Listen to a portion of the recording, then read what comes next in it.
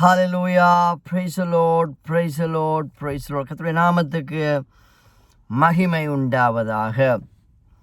அவருடைய சுத்த கிருபையினாலே ஆண்டவர் எனக்கும் உங்களுக்கும் இன்னொரு புதிய நாளை, ஒரு புதிய வாரத்தை கர்த்தர் கிருபையாய் எனக்கு உங்களுக்கு தந்திருக்கிறார். அந்த நவம்பர் மாதம் 2021 second week, the first day of the second week. So கர்த்தருடைய கிருபைகளை நம்ம வாயினால் சொல்லவே முடியாது. இந்த நாட்களிலும் நாங்கள் ஜீவனோடு இருப்பதென்றால், எங்களுடைய ஆயுள் நாட்களை நாங்கள் காணுவதென்றால் அது எனக்கு உங்களுக்கு கிடைச்ச ஒரு பெரிய ஒரு போனஸ் பிளஸிங்னு தான் சொல்லுவேன். நேற்று இருந்தவர்கள் இன்று இல்லை. ஆகவே ஆண்டவர் என்னையும் உங்களையும் இந்த பூமியிலே உயிரோடு வைத்திருப்பதற்கு ஒரு நோக்கம் உண்டு. There is a divine purpose, there is a divine plan of God for us. Hallelujah. ஆகவே அதுதான் உண்மை. மற்றபடி நம்முடைய தான தர்மங்களோ இல்லாவிட்டால் நாங்கள் நல்லவர்களாக இருக்கிறதுனாலோ இல்லாட்டி எங்களுடைய சொந்த காரியங்களுக்காக நாங்கள் உயிர் வாழ்வதில்லை. அதை மறந்து விடாதீர்கள். ஆகவே இந்த உயிர் வாழும் ஒவ்வொரு நாட்களும் எனக்கும் உங்களுக்கும் உங்களுடைய வாழ்நாட்களை கூட்டி தந்து கொண்டிருக்கிற ஆண்டவருக்கு எப்போ நன்றி உள்ளவளாக இருக்கணும். நம்பர் 1. நம்பர் 2, அந்த ஆண்டவருக்கு நம்ம ஏதாவது செய்ய வேணும். ஏதாவது உங்களால் இயன்றதை செய்யுங்க. ஏதாவது செய்யுங்க. மேக்சிமம் ஆண்டவருடைய சமூகத்தில் முழங்கால் படிட்டு ஜெபம் பண்ணுங்க. ஹல்லேலூயா. தேவனுடைய நாமம் மகிமைப்படும்படியாக, தேவராஜ்யம் இந்த பூமியிலே வரும்படியாக, தேவனுடைய சித்தத்தை செய்ய கர்த்தர் எங்களுக்கு உதவி செய்யும்படியாக நாம் ஜெபம் பண்ணலாம். அதை விட கர்த்தர் உங்களுக்கு தந்த தாளந்துகளை, கர்த்தர் உங்களுக்குள்ளே வைத்திருக்கிற திறமைகளை, என்ன சொல்கிறது, இந்த அபிலிட்டிஸோ டேலண்ட்ஸோ கிஃப்ட்ஸ் எல்லாத்தையும் சபையினுடைய பக்தி விருத்திக்காக பயன்படுத்துங்க. அதான் நோக்கம். சபையில் ஒரு பக்தி விருத்தி உண்டாகத்தான் கர்த்தர் வரங்களை தந்திருக்கின்றார். விசுவாசிகளுடைய விசுவாசம் பலனடையத்தான் கர்த்தர் தாளந்துகளை, வரங்களை, வல்லமைகளை தந்திருக்கின்றார். அதை நம்ம பயன்படுத்த வேண்டும். இருக்கட்டும், இந்த நாளிலும் கூட ஆண்டவர் எனக்கு தந்த ஒரு செய்தியை உங்களுக்கு நான் கொண்டு சொல்ல வாஞ்சிக்கின்றேன். நிரந்தரமானது, நிரந்தரமானது இல்லாவிட்டால் உங்களுடைய வாழ்க்கையிலே அத்தியாவசியமானது என்பதை நான் உங்கள் மத்தியிலே சொல்ல வாஞ்சிக்கின்றேன். அதற்காக நான் எடுத்த வேத பகுதி 119வது அதிகாரம் கொண்ட சங்கீதங்களின் புஸ்தகம் இதில் இருக்கின்ற 105வது வசனம் மிக மிக மிக முக்கியமான ஒரு வசனமாக இருக்கிறது. உங்களுடைய நடைகள் உறுதிப்பட வேண்டுமானால், உங்களுடைய பாதைகள் செவ்வையாக்கப்பட வேண்டுமானால், உங்களுடைய வாழ்க்கையிலே நாம் எடுக்கிற ஒவ்வொரு நடைகளும் உறுதியான நடைகளாக, confident, each and every steps of our life should be confident, firm-ஆன ஒரு ஸ்டெப்ஸாக இருக்க வேணும்னு சொன்னால், மிக முக்கியமான ஒரு வார்த்தை இங்கே சொல்லப்பட்டிருக்கிறது. நான் அதை வாசிக்கின்றேன். சங்கீதங்களின் புஸ்தகம் 119ஆம் அதிகாரத்தில் இருக்கின்ற 105வது வசனம். Psalm chapter 119 verse 105. வேதம் சொல்வது, உம்முடைய வசனம் என் கால்களுக்கு தீபம். தேவனுடைய வசனம்தான் நிரந்தரமானது. தேவனுடைய வசனம்தான் நித்தியமானது. தேவனுடைய வசனம்தான் மாறாதது. மத்தேயு 24ஆம் அதிகாரம் 38வது வசனத்திலே ஆண்டவர் ஒரு வார்த்தை சொன்னார். Heaven and earth shall pass away, but my words shall not pass away. இன்னொரு டிரான்ஸ்லேஷன் சொல்கிறது sky and the world. So வானமும் பூமியும் ஒளிந்து போம் அண்டா, அது நிலையற்றது. வானம் கூட ஒளிந்து போய்விடும், பூமி கூட ஒளிந்து போய்விடும், ஆனால் என்னுடைய வார்த்தைகள், my word shawl not past away. Hallelujah. So நிரந்தரமானது கர்த்தருடைய வார்த்தை. நியாயம் தீர்க்க போவதும் கர்த்தருடைய வார்த்தை, வழிநடத்துவது கர்த்தருடைய வார்த்தை, வாழ வைப்பது கர்த்தருடைய வார்த்தை, என்னையும் உங்களையும் மறுபடியும் பிறக்க வைத்தது கர்த்தருடைய வார்த்தை. ஒரு புதிய சிருஷ்டியின் சாயலை எனக்குள்ளே தந்தது தேவனுடைய வார்த்தை. ஹல்லேலூயா. New creation realities. ஆகவே கர்த்தருடைய வார்த்தை மிக மிக முக்கியமானது. அந்த வார்த்தையை குறித்ததான மகத்துவங்கள், the awesomes of the word of God. ஹல்லேலூயா. கர்த்தருடைய வார்த்தை மகத்துவம் உள்ளது, கர்த்தருடைய வார்த்தை வல்லமை உள்ளது, கர்த்தருடைய வார்த்தை ஆவியும் ஜீவனுமானது. Thank you Lord. There is a life in the word of God. தேவனுடைய வார்த்தையிலே ஜீவன் இருக்கின்றது. அந்த வார்த்தை எங்கள் வாழ்க்கையில் குறுக்கிடா விட்டா நாங்கள் இன்றைக்கு நடைபுணங்களாக இருந்திருப்போம், பயத்தில் மூழ்கி இருந்திருப்போம். பயத்தில் மூழ்கி இருந்த எங்களை பலவான்களாக, தைரியசாலிகளாக, நித்திய நம்பிக்கையோடு வாழ வழிவகுத்தது கர்த்தருடைய வார்த்தை. ஆகவே வேதம் சொல்கிறது, உம்முடைய வசனம் என் கால்களுக்கு தீபமும் என் பாதைக்கு வெளிச்சமுமாயிருக்குது. அல்லேலூயா. இன்னும் சொல்ல போனால், கர்த்தருடைய வார்த்தை இல்லாமல் வாழுகிற மனுஷர்கள் இருட்டிலே நடந்து கொண்டிருக்கிறார்கள். அது யாராக இருந்தாலும் சரி, அது எந்த பெரிய பிரசிடெண்ட்டாக இருந்தாலும் சரி, அவர் எந்த பெரிய பிரைம் மினிஸ்டராக இருந்தாலும் சரி, அவர் எந்த பெரிய ராஜாவாக இருந்தாலும் சரி, பைபிள் சேஸ் கர்த்தருடைய வார்த்தை தான் என்னுடைய உங்களுடைய வாழ்க்கை பாதைக்கு வெளிச்சமாக இருக்கிறது. As a light. இப்போ நான் ஒரு லைட்டுக்குள்ளே இருக்கிறேன், கார் லைட்ஸை நான் போட்டிருக்கிறேன். என்னென்னு சொன்னால், ஒரு பிரைட்னஸுக்காக, ஒரு வெளிச்சத்துக்காக, தெளிவாக பார்ப்பதற்காக. அதே போல் உங்களுடைய வாழ்க்கையில் கர்த்தருடைய வார்த்தை தான் எங்களுடைய வெளிச்சம். அவர் light is the word of God. Hallelujah. God is அவர் லைட். இன்னும் சொல்ல போனால், எங்களுடைய வாழ்க்கையின் வெளிச்சமே அவர்தான். உலகத்தில் ஆண்டவர் சரீரப்பிரகாரமாக மனித வடிவிலே இருந்த தெய்வமாக, தெய்வம் மனித வடிவிலே இருந்த நாட்களிலே சொன்னார், I am the light of the world. நானே உலகத்துக்கு ஒளிய. நானும் என்று சொல்லவில்லை, சிங்குலரில் சொன்னார், நானே உலகத்துக்கு வெளிச்சமாயிருக்கிறேன். I am the light of the world. God is light. தேவன் ஒளியாக இருக்கிற ஜோதிமயமானவர், ஜெக ஜெக ஜெக ஜெக ஜெக ஜோதியாக இன்றைக்கும் பிரகாசித்து கொண்டிருக்கின்ற, மிளிர்ந்து கொண்டிருக்கின்ற ஒரே ஒரு தெய்வம் ஆண்டவராக இயேசு கிறிஸ்து. ஒளி வடிவானவர். ஹல்லேலூயா. இருக்கட்டும். ஆகவே வேதம் சொல்லுகிற பிரகாரமாக, என் அருமையான சௌனே சௌரியே, for the commandments or for the word is a lamp and the whole teaching is light and reproves of discipline. Hallelujah. இங்கே அருமையான பிறகு, your word is a lamp to my feet.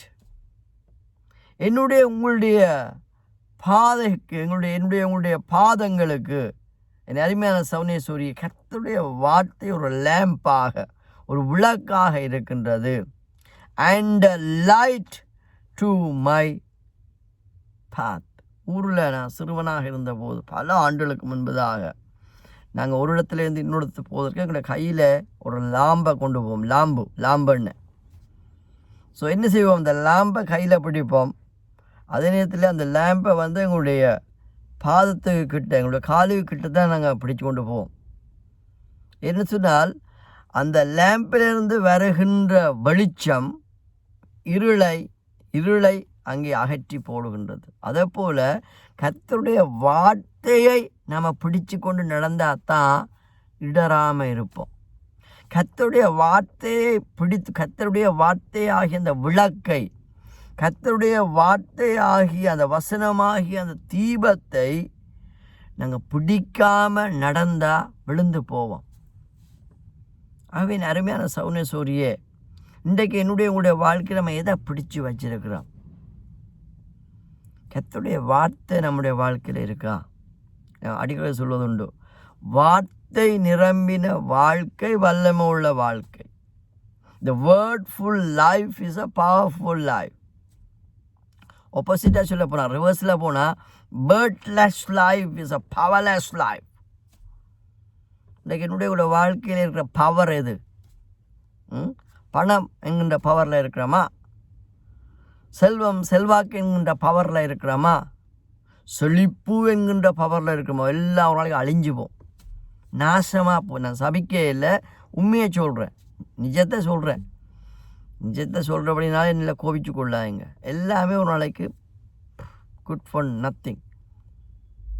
இந்த மூச்சு போனா தஸ் எனக்குள்ளே இருக்கிற பணமாகிய பலமோ, செல்வமாகிய பலமோ, செல்வாக்காகிய பலமோ, பேர் புகழ் கல்வி போன்ற பலமோ ஒன்றும் வராது. கர்த்தருடைய வார்த்தை தான் என்னோட வரும். கர்த்தருடைய வார்த்தை தான் என்னை வாழ வைக்கும். கர்த்தருடைய வார்த்தை தான் என்னை பரலோகத்துக்கு கொண்டு போகும். ஆகவே என் அருமையான சௌனேஸ்வரியே, இந்த நாட்களிலும் கூட இந்த விளக்காகிய கர்த்தருடைய வார்த்தை உங்களுடைய கால்களுக்கு தீபமாக இருக்கிறது. ஆகவே அந்த விளக்காகிய வெளிச்சத்தில் இருந்து ஒரு வல்லமை புறப்படுகிறது. There is a power in the word of God. The power dividing the darkness. Hallelujah. ஏற்கனவே இந்த காருக்குள்ள darkness existing, but the darkness will not overcome. The darkness will not prevail because of the light. அதே போல் உங்களுடைய வாழ்க்கையில் கர்த்தருடைய வார்த்தையை நாங்கள் பிடித்து நடக்கிறோமா? கர்த்தருடைய அந்த விளக்கு, வசனமாகிய அந்த விளக்கை, அந்த லைட்டை உங்களுடைய வாழ்க்கை பாதைக்கு அது ஒரு வெளிச்சமாக இருக்கிறதா என்பதுதான் முக்கியமான ஒரு கேள்வியாக இருக்கிறது. ஆகவே இந்த சங்கீதத்தில் நாங்கள் பார்க்கிற பிரகாரமாக, Your word is a lamp to my feet and a light to my path. எங்களுடைய லைஃப் பேத்தில் கர்த்தருடைய வார்த்தை இருக்கா? வார்த்தை நிரம்பின வாழ்க்கையா, இல்லாவிட்டால் வார்த்தை இல்லாத வாழ்க்கையா? வார்த்தை இல்லாத ஒரு வாழ்க்கை இடரல் உள்ள வாழ்க்கையாக இருக்கும். எழுதி வைத்துக் கொள்ளுங்கள்.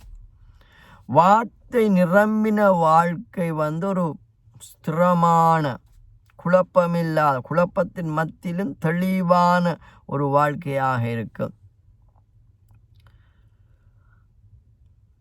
இன்னும் சொல்ல போனால், கர்த்தருடைய வார்த்தை இல்லாமல் எங்களால் வாழ முடியாது. யோசிச்சுப்பாங்க, இவ்வளவு அழகான ஒரு தேசம் என்று வச்சுக்கொள்ளுங்க. அந்த அழகான தேசத்தில் லைட் இல்லை என்று சொன்னால் எப்படி இருக்கும்? இருள். அதை போல் உங்கள் வாழ்க்கையில் ஆண்டவுடைய வார்த்தை இல்லாட்டி அங்கே பாவம் தான் இருக்கும். பாவம் என்பது இருளுக்கு அடையாளமாக இருக்கிறது. இன் ஸ்பிரிச்சுவல் டேர்மில் நான் சொல்கிறேன், ரைட்? இந்த இருளாகிய பாவத்தை போக்குவதற்கு கர்த்தருடைய வார்த்தையாகிய வெளிச்சம் நமக்குள்ளே வர வேண்டும். வெளிச்சம் வரும்போது இருள் அகன்று போயிடும். நம்ம வீட்டுக்குள்ளே போன உடனே முதலாவது என்ன செய்வோம் தெரியுமா? We switch on the light. Why? Because the darkness covers the house. When the light comes, when the light enters in that house, darkness flees away. Likewise, எங்கள் வாழ்க்கையில், எங்கள் இருதயமாகிய இந்த அறைக்குள்ளே, இந்த வீட்டுக்குள்ளே வசனம் இருக்கா?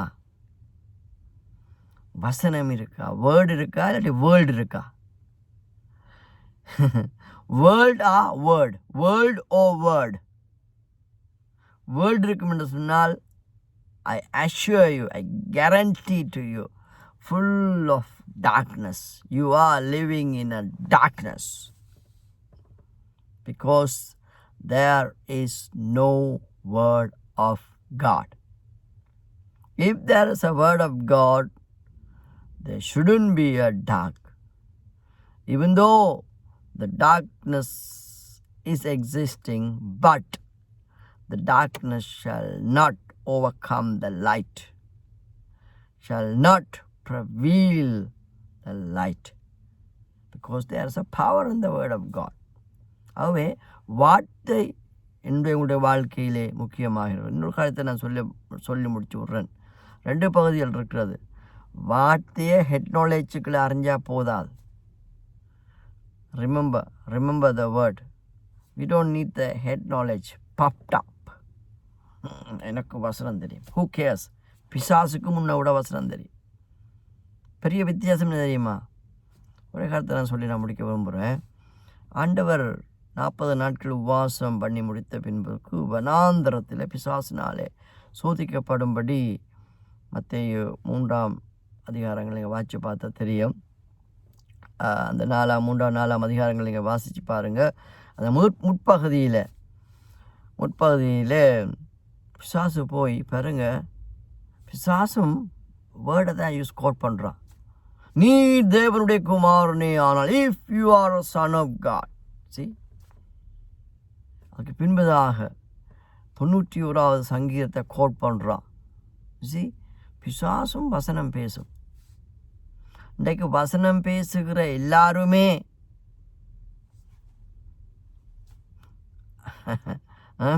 தேவ ஊழியக்காரன் சொல்லி நான் சொல்ல மாட்டேன். வசனமும் அப்படி சொல்லல. இன்றைக்கு தடி எடுத்தவனெல்லாம் தண்டக்காரன் ஆகிட்டாங்க ஐயா. அது இன்னொரு சப்ஜெக்ட். நான் என்ன சொல்ல வரேன்னு சொன்னால், வசனத்தை வசனமாக தெரிஞ்சால் அதில் எந்த ஒரு பிரச்சனை, அது ஒரு லைட்டை கொண்டு வராது. அந்த வசனத்தின்படி நம்முடைய வாழ்க்கை இருக்க வேண்டும். ஆண்டவர் சொன்னார், அதனதன் கனிகளை வைத்து அதனதன் மரங்களை அறிந்து கொள்வீர்கள். It's all about the fruitful life. ஒரு வசனம் நிரம்பின ஒரு மனிதனுடைய வாழ்க்கையிலே கனி காணப்பட வேண்டும். என்ன கனி?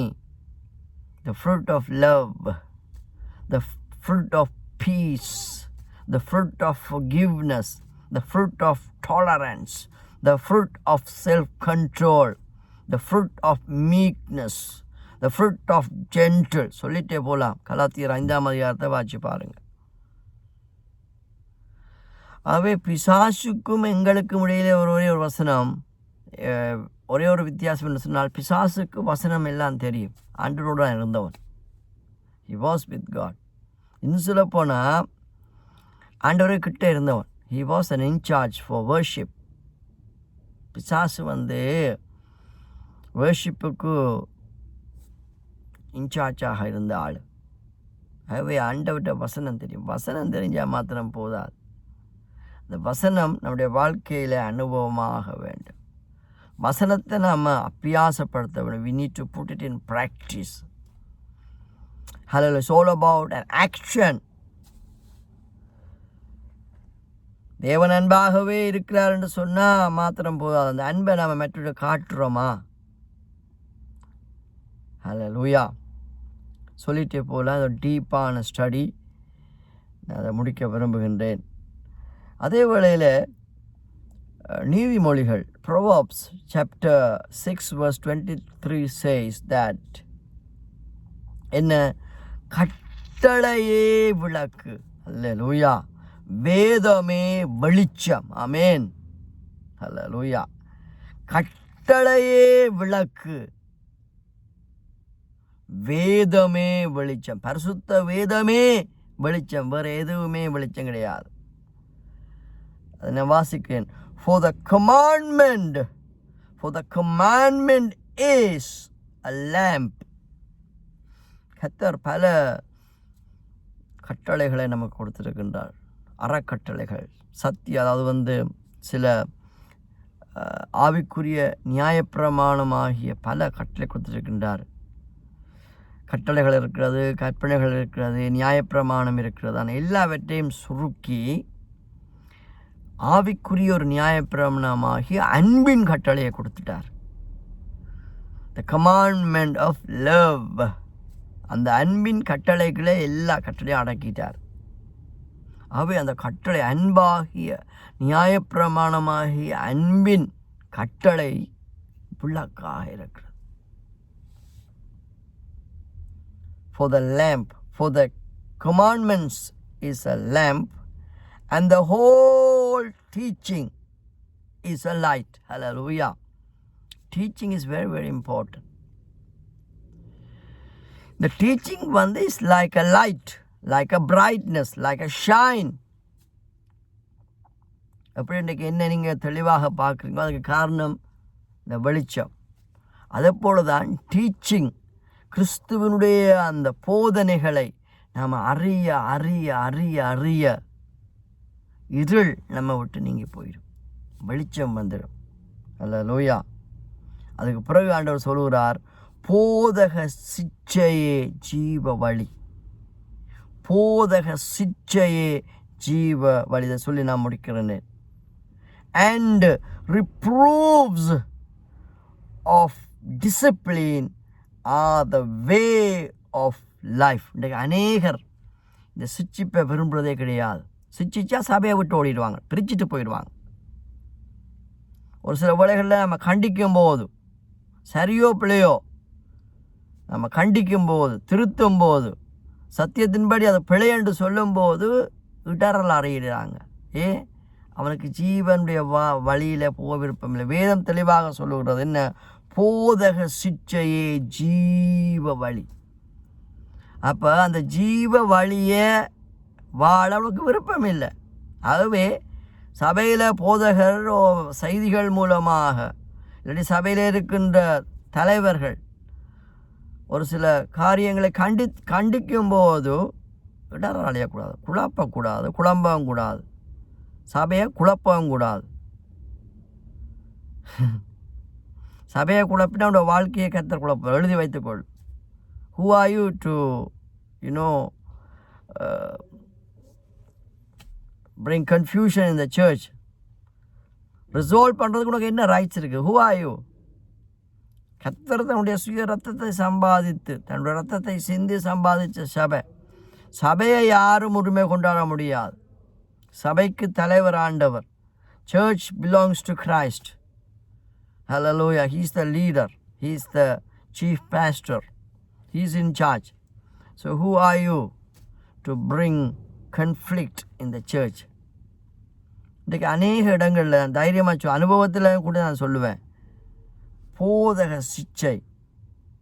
சில வேளைகளில் நாம் சிச்சிக்கும் போது, கடிந்து கொள்ளும் போது, தவறுகளை தப்பிதங்களை நாங்கள் சுட்டி காட்டும் போது, ஈவன் ப்ரைவேட்டாக இருந்தாலும் சரி, பப்ளிக்காக இருந்தாலும் சரி, ரைட்,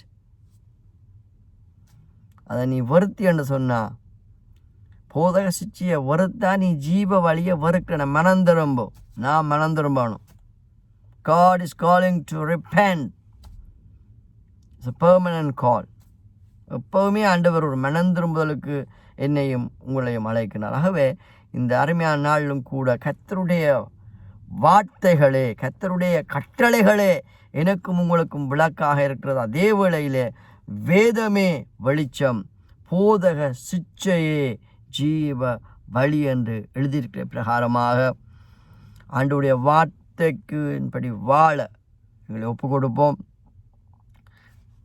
இவ்வளவு கேட்ட சத்தியங்கள் வாழ்நாளில் அபியாசப்படுத்தவே போதாது. புதிய புதிய புதிய செய்திகளை கேட்குறது நல்லது. ஆனால் கேட்ட செய்திக்கு நம்ம கீழ்ப்படைஞ்சிருக்கிறோமா?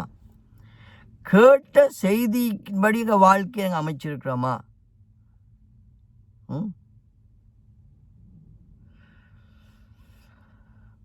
ஒரு காரியத்தை நான் சவாலாக சொல்லி நான் முடிக்க விரும்புகின்றேன். கிறிஸ்து உங்களை ஏற்றுக்கொண்டதை போல, இல்லை கிறிஸ்து உங்களை மன்னித்ததை போல நீங்களும் ஒருவர் ஏற்றுக்கொள்ளுங்கள். நீங்களும் ஒருவர் மன்னித்து கொள்ளுங்கள்.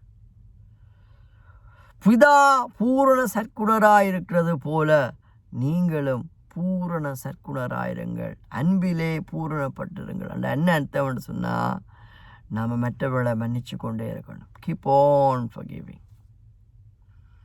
Forgiveness should be given. Forgive. மன்னிச்சியா? மனதார மன்னிச்சியா? மன்னிச்சா ஐக்கியத்தில் இருப்பேன். இல்லாவிட்டால் ஐக்கியத்தை விட்டு வெளியில் போயிடுவேன். ஆகவே இந்த அருமையான நாளும் கூட ஒரு நாளத்திலிருந்து மறுபடியும் பிதா குமாரன் பரிசுத்தாவின் நாமத்தினாலே நிரந்தரமானது கர்த்தருடைய வார்த்தை. ஹல்லேலூயா. permanent stands forever. ஹல்லேலூயா. என்றென்றைக்கும் நிலையான ஒன்று கர்த்தருடைய வார்த்தை. அந்த வார்த்தையின்படி நாம் வாழும்போது அந்த வார்த்தை நம்முடைய வாழ்க்கை பாதைக்கு வெளிச்சமாக இருக்கும். மாத்திரமல்ல, எங்கள் மூலமாக இருளிலே இருக்கிற அநேகர் வெளிச்சத்தை காண்பார்கள் என்பது சத்தியமாக இருக்கிறபடினாலே நாளிலிருந்து மறுபடியும் பிதா குமாரன் பரிசுத்தாவின் நாமத்தினாலே CRMC திருச்சபை சார்பிலே என்னுடைய அன்பின் வாழ்த்துக்கள். May the Lord Jesus Christ be with you and keep you well. Amen, amen and amen.